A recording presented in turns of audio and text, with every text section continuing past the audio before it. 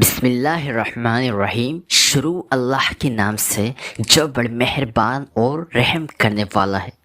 دوستو، اس بات پر تمام ابراہیمی مذہب کا اتفاق ہے۔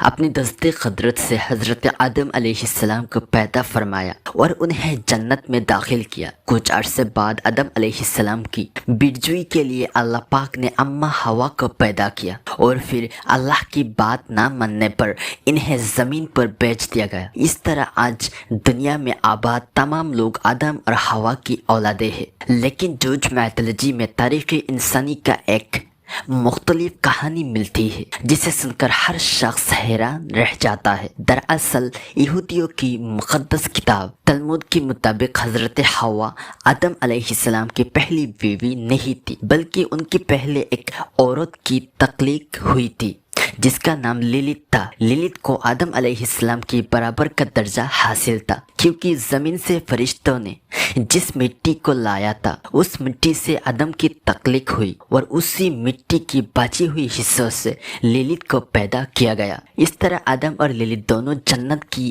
ایڈن نامی گارڈن میں رہا کرتے تھے۔ آدم اور لیلت کے درمیان پہلے دن سے ہی اختلاف پیدا ہو گیا، کیونکہ آدم کا ماننا یہ تھا کہ وہ لیلت سے بہتر ہے اور لیلت ہر صورت پر یہ قبول نہیں کرتی تھی اور وہ آدم کی برابر خیال کرتی تھی۔ لہذا اس برابری کی لڑائی میں دونوں کے درمیان شدید اختلاف پیدا ہوا اور دونوں ایک ساتھ نہ رہ پائے۔ آخر کار ایک دن لیلت نے شیطان سے علم لیا اور ان کا برد کر کے جنت سے اڑ گئی۔ آدم نے اللہ سے فرمایا کہ یا اللہ، وہ عورت جو میرے دل بہلانے کے لیے آپ نے بھیجا تھا وہ پک گئی ہے۔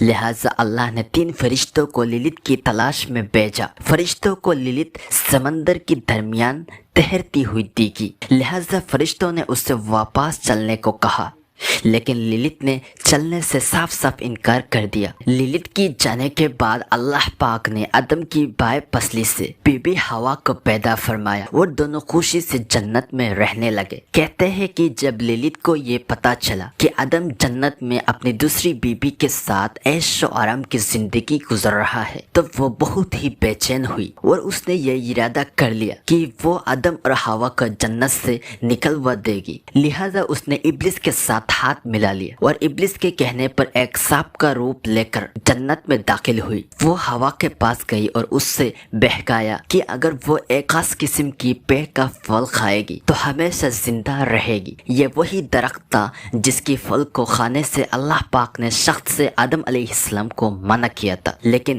لیلت کی باتوں میں آ کر بی بی ہوا وہ پھل کھائی اور آدم علیہ السلام کو کھانے کے لیے بھی راضی کر لیا، اور اس طرح آدم اور ہوا اللہ کی نافرمانی کرنے کے کارن جنت سے نکل دیے گئے۔ دوستو، لیلت نامی اس عورت کا ذکر نہ ہی بائبل میں موجود ہے اور نہ ہی موسیٰ علیہ السلام کی عہد نامی خادم میں کہیں موجود ہے۔ تو اب سوال یہ پیدا ہوتا ہے کہ لیلت نامی یہ من گڑت کہانی یہودیوں میں کیوں مشہور ہے؟ دوستو، دراصل عہد نامہ خادم کے علاوہ ایک اور کتاب پر یہودی ایمان رکھتے ہیں جسے تلمود کہا جاتا ہے۔ یہودیوں کے مطابق تلمود وہ صحیح کتاب ہے جو موسیٰ علیہ السلام کے اوپر نازل ہوا ہے۔ تاریخ سے یہ پتہ چلتا ہے کہ جب بخت نصر نے یروشلم پر حملہ کیا تو اس نے اس شہر کو تباہ و برباد کرنے کے بعد تمام یہودی عالم اور صالحین کو غلام بنا کر اپنے ساتھ بابل لے کر گیا۔